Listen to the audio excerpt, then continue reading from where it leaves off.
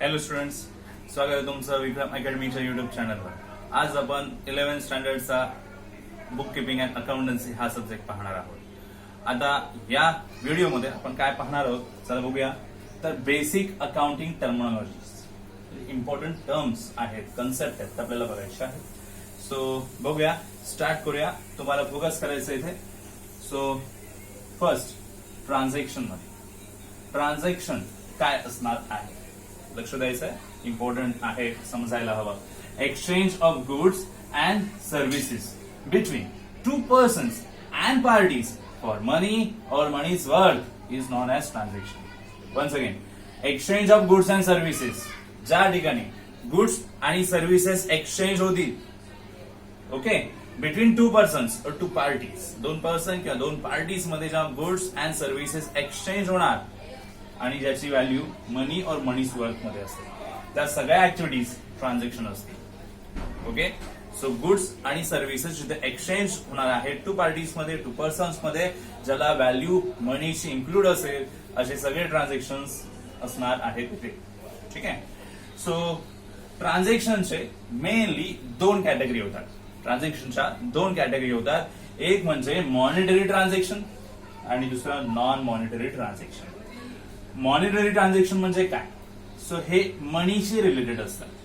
All transaction which are related to money, that's called monetary transaction. तर बघूया आपण monetary transaction काय असणार आहे. Transaction which involves an exchange of money or money's worth directly or indirectly is called monetary transactions.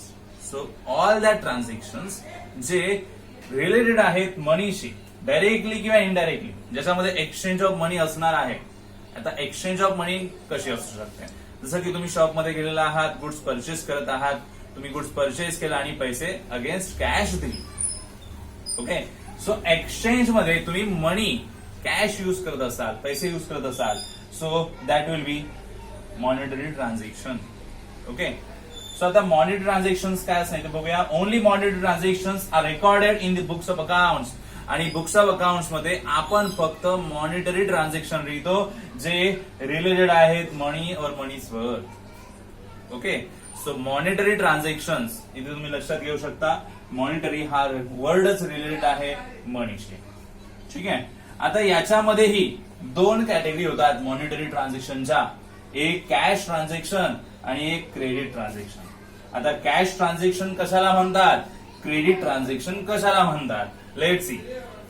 Business transaction in which cash is paid or received immediately is known as cash transaction. असे transaction ज्याच्यामध्ये immediately on the spot cash दिली जाईल किंवा cash घेतली जाईल, ते असतात cash transaction. म्हणजे गुड्स आणि सर्व्हिसेस तुम्ही विकत घेतल्या, पैसे लगेच देऊन टाकले, cash transaction. Okay, so cash paid होईल किंवा कॅश रिसीव्ह होईल ऑन दी स्पॉट ज्यावेळेस गुड्स आणि सर्व्हिसेस दिले जातील किंवा घेतले जातील. सो ते ट्रान्झॅक्शन आपण त्याला म्हणणार आहोत cash transaction. So immediately cash transaction होणार, कॅश पेड होणार और कॅश रिसीव्ह होणार. So that will be cash transaction. ठीक आहे. क्रेडिट ट्रान्झॅक्शन कशाला म्हणायचं? Let's see.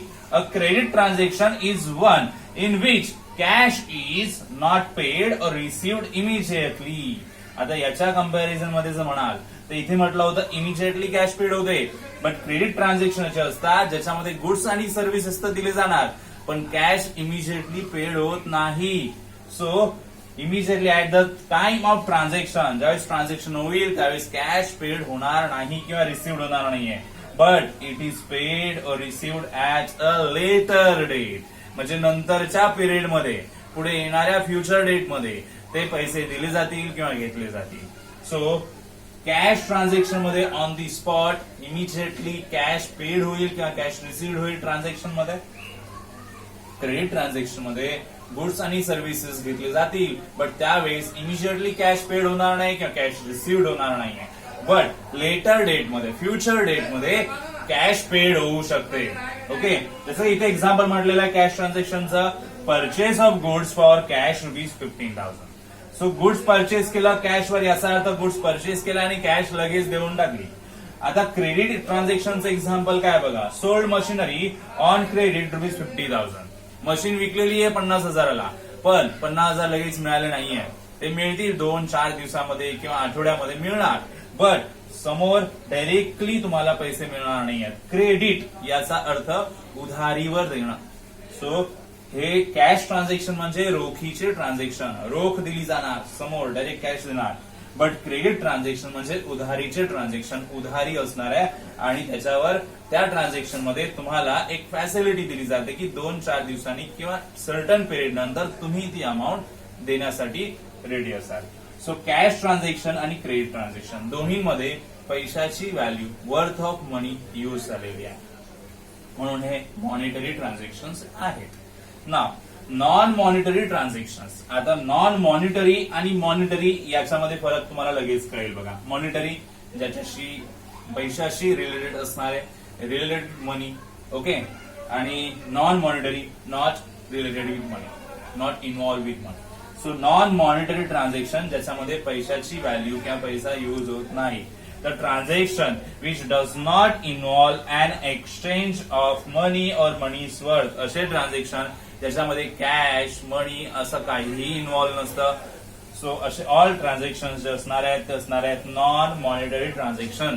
आता असे ट्रान्झॅक्शन कोणते असू शकतात, तर त्याला बार्टर सिस्टम म्हणतात. आता ही बार्टर सिस्टम आधी जुन्या काळामध्ये खूप चालायची, ज्यावेळेस कॅश किंवा पैसा इन्व्हॉल्व नव्हता. पैसाचा आता आपण युज करतोय तो इन्व्हॉल्व नव्हता, तो त्यावेळेस कमोडिटीमध्ये मार्केटिंग व्हायची. कमोडिटीमध्ये आपल्याला ट्रान्झॅक्शन करावे लागेल. म्हणजे ज्यावेळेस शेतकरी वगैरे होते, कोणी गव्हाची शेती जास्त करायचं, बीटची समजूया, कोणी राईसची शेती जास्त करायचं.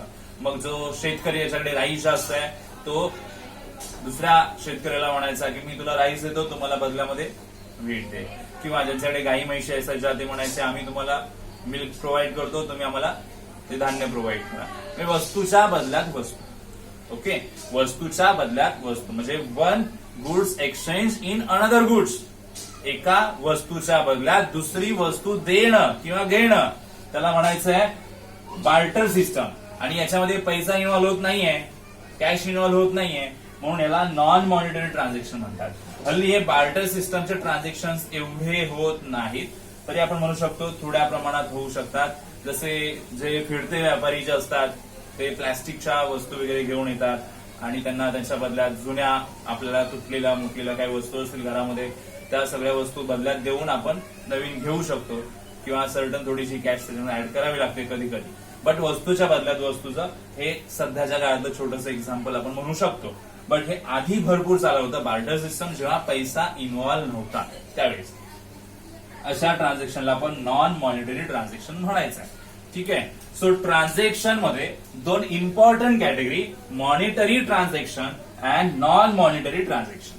आणि मॉनिटरी ट्रान्झॅक्शन मध्ये दोन important type, cash transaction and credit transaction.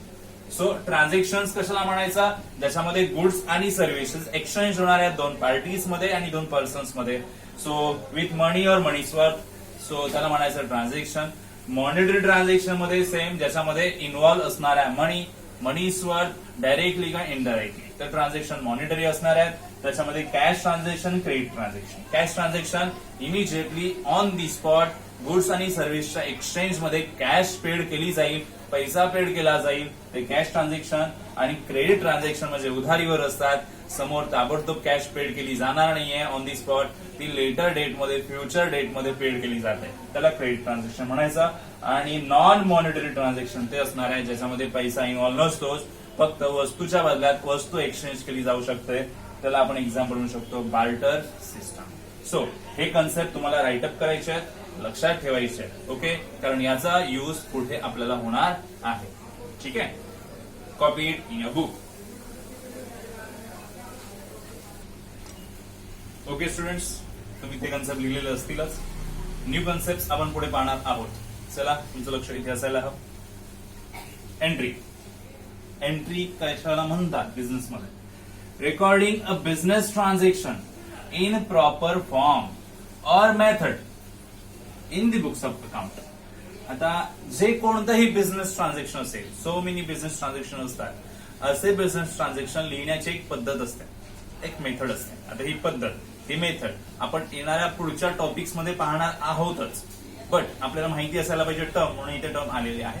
So business transaction एक लिहिण्याची पद्धत असते, एक वे असते, एक मेथड असते. त्या मेथडनी त्या ट्रान्झॅक्शन लिहिणं, रेकॉर्ड करणं कुठे, in the books of account. So books of account मध्ये एखादं ट्रान्झॅक्शन प्रॉपर वेनी, मेथडनी लिहिणं त्याला एंट्री असं म्हणतात. बघा तेच म्हटलंय, recording a business transaction in proper form or method in the books of account is called an entry. त्याला एंट्री म्हणतात.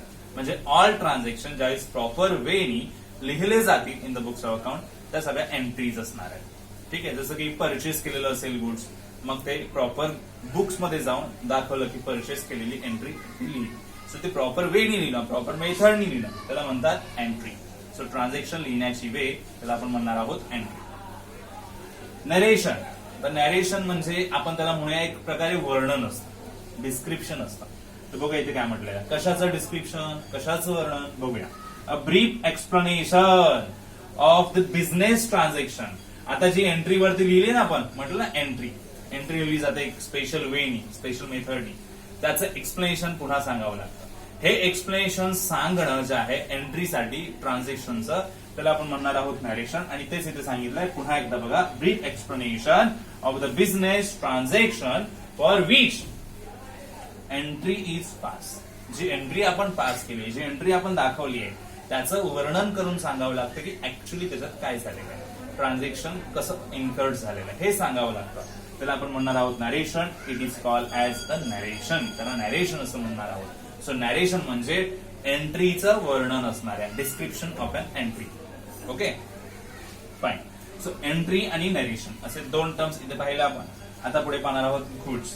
आता वारंवार आपल्या समोर गुड्स ही टर्म येऊ शकते, आपल्या लक्षात घ्यायचं आहे गुड्स काय असणार आहे. So the term goods refers all commodities, articles or things. खूप साऱ्या वस्तू त्याच्यामध्ये इन्व्हॉल्व असतात. गुड्स नॉर्मली आपण म्हणू शकतो वस्तू एक प्रकारे, बट नक्की कोणत्या थिंग्सला आपण गुड्स म्हणू शकतो, कोणते असे आर्टिकल्स आहेत, कोणते असे कमोडिटीज आहेत जे आपण डेली यूज करतो आणि त्यांना आपण गुड्स म्हणू शकतो, तर बघूया आपण. आणि गुड्स केव्हा म्हटलं जातं, गुड्सची टर्म अकाउंट्स मध्ये कशा पद्धतीने यूज होते ते बघायचं आपल्याला. So the term goods refers to commodities, articles or things in which trader trades. Trader trades, trader म्हणजे व्यापारी. व्यापारी ज्या वस्तू विकायला बसलेला आहे, ट्रेड करायला. ट्रेड म्हणजे काय, विकण्यासाठी बसलाय. खरेदी करणं आणि विकणं अशा दोन ऍक्टिव्हिटीज असतात. ट्रेड, व्यापार करणं. व्यापारी व्यापार करायला बसलेला आहे म्हणजे सेल करायला बसलेला आहे. जो तो सगळ्या गोष्टींचा सेल करा, सगळ्या वस्तूंचा सेल करणार आहे, त्या सगळ्या वस्तू त्याच्यासाठी गुड्स असणार आहेत. ओके, फॉर एक्झाम्पल आपण इथं बघायचं बघा, medicines are goods for chemist. आता केमिस्ट म्हणजे मेडिकल शॉप जे आहे त्याच्यामध्ये सगळ्या मेडिसिन्स त्यांनी काय ठेवल्यात, विकण्यासाठी ठेवल्यात. तो स्वतः नाही वापरणार आहे, त्याने विकण्यासाठी ठेवलेला आहे. सो अशा सगळ्या वस्तू ज्या विकण्यासाठी आहेत, सेल करण्यासाठी आहेत, त्या वस्तू इथे गुड्स म्हणता येईल. सिंपल थिंग मध्ये आपण म्हणू शकतो इथे दिस आर परचेस और मॅन्युफॅक्चर. असे सगळे गुड्स, अशा सगळ्या कमोडिटीज, अशा सगळ्या आर्टिकल्स, असे सगळे थिंग्स जे परचेस केले जातील किंवा मॅन्युफॅक्चर केले जातील, प्रोड्यूस केले जाणार फॅक्टरीमध्ये. सो फॅक्टरीमध्ये मॅन्युफॅक्चर केले जातील किंवा परचेस केले जातील. पर्पज एकच असणार आहे, for the purpose of sale.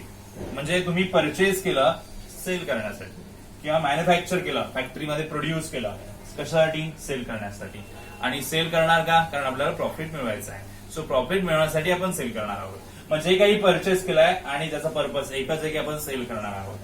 Manufacture केलाय, प्रोड्यूस केलाय का, तर आपण सेल करणार आहोत. असे सगळ्या थिंग्स ज्या आपण सेल करण्याच्या पर्पजने आणतो त्याला आपण म्हणणार आहोत गुड्स.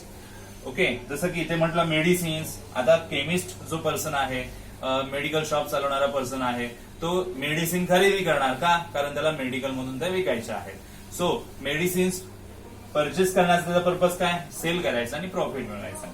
म्हणून मेडिसिन्स हे केमिस्ट पर्सन साठी गुड्स होणार.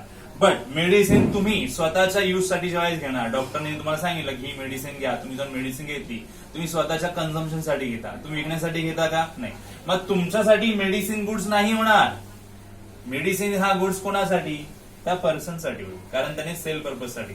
आपण सेल करण्यासाठी घेणार थोडीच आहे, आपण कन्झम्पशन साठी घेणार आहोत, आपण स्वतःच्या वापरासाठी घेणार आहोत. आणि स्वतःच्या वापरासाठी घेतलेली वस्तू गुड्स नसणाऱ्या अकाउंटिंग टर्म मध्ये ती गुड्स नाहीये. गुड्स त्यालाच म्हणायचं जे सेल करण्यासाठी असणार आहे. ठीक आहे. जसं की आणखी म्हटलंय vegetables are goods for vegetable vendor भाजी विक्रेता जो आहे, व्हेजिटेबल सेल करणारा जो आहे तो सेलर, त्याच्यासाठी व्हेजिटेबल्स काय असणार आहे, गुड्स असणार आहे. कारण त्याने व्हेजिटेबल्स खरेदी करून आणल्या मोठ्या मार्केटमधून आणि तो तुम्हाला विकतोय. सो त्याने परचेस केला रिझन सेल करण्यासाठी. म्हणून व्हेजिटेबल वेंडरसाठी व्हेजिटेबल्स गुड्स होणार आहे. पण तुम्ही व्हेजिटेबल्स घेतले घरामध्ये बनवून खाण्यासाठी तर ते गुड्स नसणार आहे, तुमच्यासाठी गुड्स नसणार आहे, त्याच्यासाठी गुड्स असेल. सो गुड्स ही अकाउंटिंग मध्ये टर्म तेव्हाच म्हणता येईल ज्यावेळेस ते गुड्स परचेस केलाय, मॅन्युफॅक्चर केलाय, पर्पज सेल असेल तेव्हा. ओके. सो गुड्स कशाला म्हणायचं ते आपण इथे पाहिलेलं आहे. गुड्स ही टर्म सगळीकडे फॉलो होईल, सगळ्या आर्टिकल्स मध्ये, सगळ्या कमोडिटीज मध्ये, सगळ्या थिंग्स मध्ये फॉलो होईल जर ते परचेस किंवा मॅन्युफॅक्चर झालाय only one purpose for sale, ते अर्न प्रॉफिट करण्यासाठी. तर त्याला आपण म्हणणार आहोत अकाउंटिंग टर्म मध्ये गुड्स. सो इम्पॉर्टंट टर्म झाली. इथे आपण एंट्री या टर्म बद्दल पाहिला, नरेशन बद्दल पाहिला आणि गुड्स बद्दल पाहिलेलं आहे. तुम्हाला कळलं असेलच. ठीक आहे. तुम्ही नसेल कळलं असेल तुम्ही मला कमेंट सेक्शन मध्ये विचारू शकता. No problem. आपण पुन्हा डिस्कस करू शकतो. ठीक आहे. सो तुम्हाला हे व्यवस्थित कॉपी करून घ्यायचं आहे तुमच्या बुक मध्ये. Okay that.